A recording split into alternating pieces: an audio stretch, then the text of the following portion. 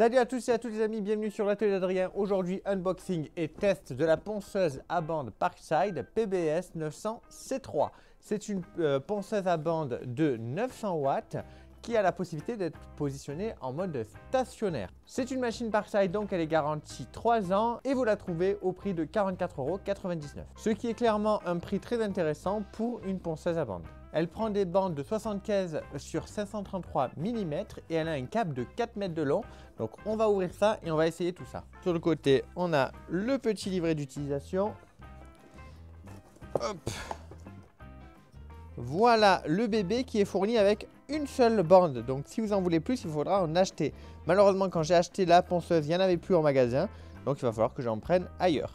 Mais c'est des dimensions assez communes qui se trouvent pas mal. Donc en plus de la ponceuse, on a le petit système de récupération qui se met sur le côté. Donc le petit système pour récupérer toute la poussière. Ou alors vous branchez un aspirateur. À côté, on a des serre-joints qui permettent de mettre la machine en stationnaire. Et aussi deux embouts qui vous permettront tout simplement d'adapter des aspirateurs différents sur la machine. Nous, on va l'essayer avec directement le filtre pour voir un petit peu son efficacité et sa rétention des poussières. Alors, on a un système de variation de la puissance avec un petit bouton sur le côté pour bloquer la poignée quand vous l'avez activée. Ce qui est quand même pratique quand vous l'utilisez en mode stationnaire. Ici, la manivelle permet de desserrer pour pouvoir faire un changement de bande. Et on a le levier sur le côté qui nous permet ensuite de gérer vraiment la trajectoire de la bande pour que celle-ci tourne correctement sans venir toucher sur les rebords et s'arrêter. Alors dans la petite notice, vous avez toute une explication sur le grain ainsi que son utilisation et donc la variation de vitesse. Par exemple, pour un dégrossissage avec du grain de 80, donc ce que je vais faire, on est sur une vitesse moyenne élevée. Si c'était une rectification de finition à 150, moyenne élevée. Par contre, un dégrossissage avec du grain de 60, par exemple, c'est en élevé. Ou un dégrossissage en grain de 150, c'est en basse. Donc voilà, le petit manuel vous explique vraiment au niveau de la variation de la vitesse que vous avez besoin d'implémenter dans votre machine. Là, on va la faire tourner. Il va falloir que la bande reste sur le bord ici et ne vienne pas toucher le bord de la ponceuse à l'intérieur. Donc, c'est avec la petite molette que l'on va régler tout ça. Donc là, pour l'instant, elle me paraît au bord. On va la faire tourner et on va voir.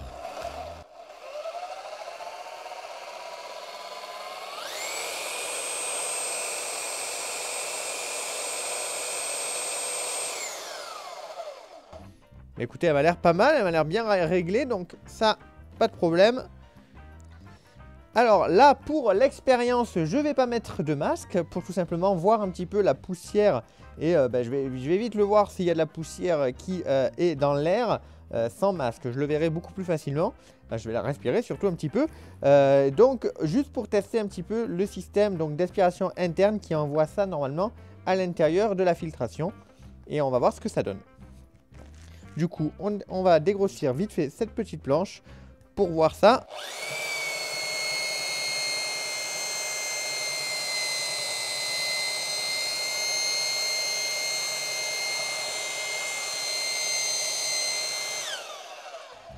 Et bien franchement, je suis étonné. Je suis étonné parce que j'ai une autre ponceuse ronde qui aspire bien moins que celle-là. Pour le coup, j'ai senti de la poussière. Il y en a, clairement. Donc, c'est toujours évident que quand on ponce du bois, on se protège les poumons. Là, je vous l'ai dit, c'est juste pour l'expérience. Il y en a, vous pouvez voir qu'il y en a ici. Hein. Donc, quand on passe, elle peut ensuite s'envoler. Donc, on protège ses poumons.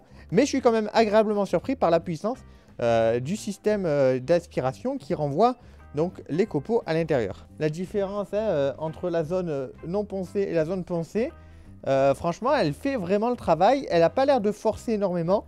Et encore, je ne l'ai pas mis à la vitesse la plus élevée. On va la mettre à la vitesse la plus élevée.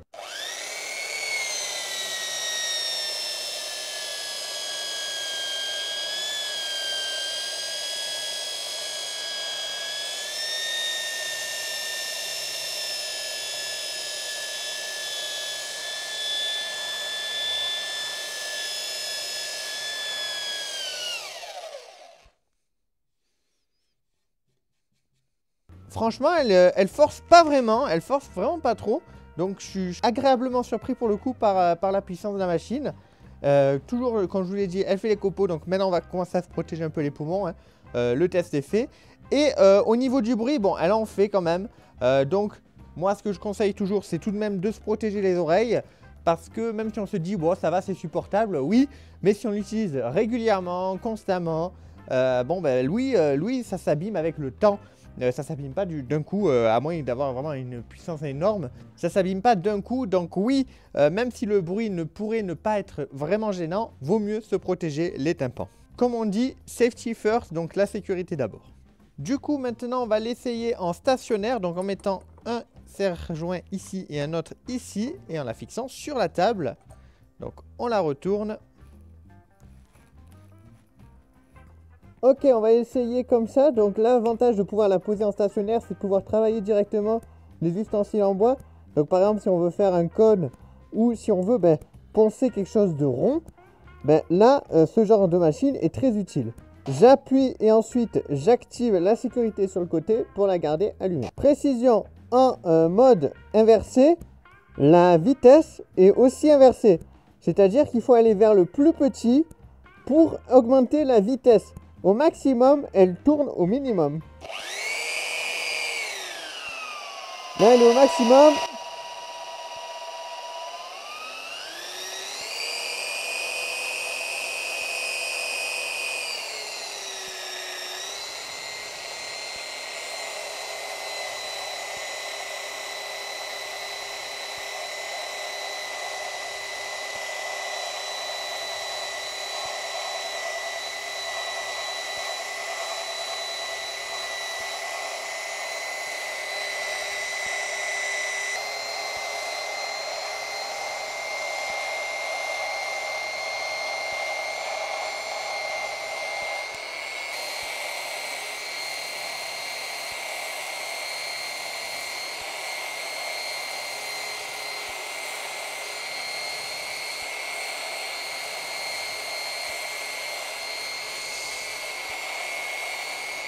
Donc voilà ce que ça donne. Vous pouvez voir que quand je vous dis quand même, il y a quand même pas mal de poussière, il y en a.